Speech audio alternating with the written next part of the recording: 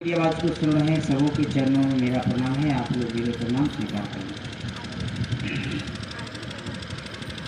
आज सौभाग्य मिला है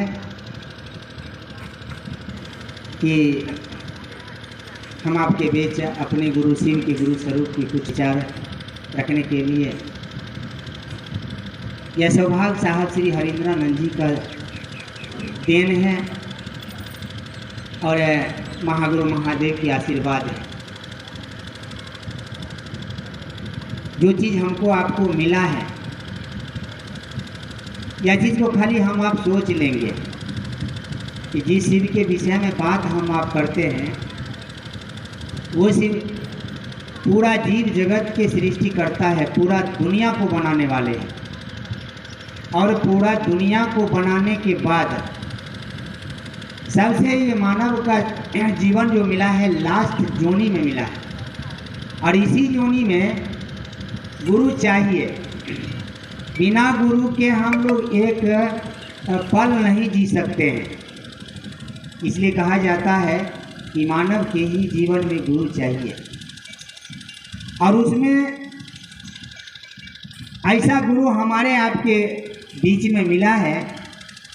इसमें कहा जाता है साहब शिष्यानुभूति में लिखे हैं कि शिव कि जब शिष्य बनिएगा ना आप तो लौकिक और पारलौकिक मनोरथ स्वतः पूर्ण होता जाएगा। शिष्य बनिएगा तब, ऐसा नहीं कि शब्द में रखिएगा तब नहीं हो पाएगा। एक एक गुरु भाई एक एक गुरु बहन ऐसा ऐसा अनुभूत बताएंगे कि आप अपने अंगुली दांत पर दबा लीजिएगा, ऐसा ऐसा अनुभूत बताएंगे। लेकिन सबको अनुभूत होता है, ये बात सत्य है। ये अनुभूत आता कहाँ से है? गुरु की दया से। ऐसा नहीं कि हम आपको कुछ कह देंगे तब होगा और आप हमको कुछ कह दीजिएगा तब होगा। यह इसीलिए साहब कहे हैं कि पहला सूत्र जो भी खेल होता है यह गुरु की दया से होता है। साहब को पहला सूत्र मिला था नमः शिवाय, सब भाई बहन जानते हैं।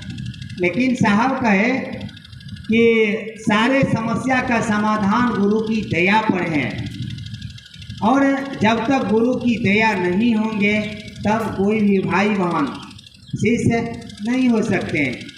और जब गुरु की दया होता है तब अनुभूत भी प्राप्त होता है। इसलिए हमको आपको दया की याचना करने के लिए कहा गया कि आप याचक बनिए। आप अपने गुरु शिव के सामने गिड़गिड़ाइए।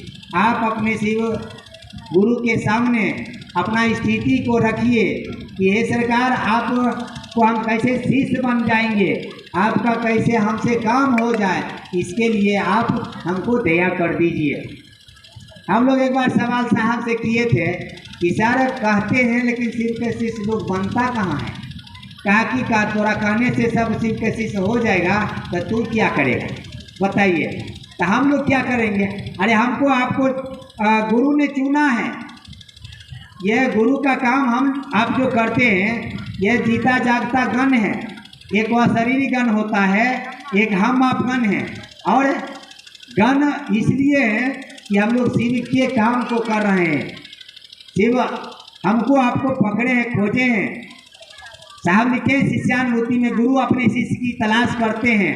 मानव आत्मा मूल कर्ता परमात्मा के बोध के मनोदशा में गुरु का आश्रय लेता है। बहुत समय लगेगा, चलिए कोई बात नहीं।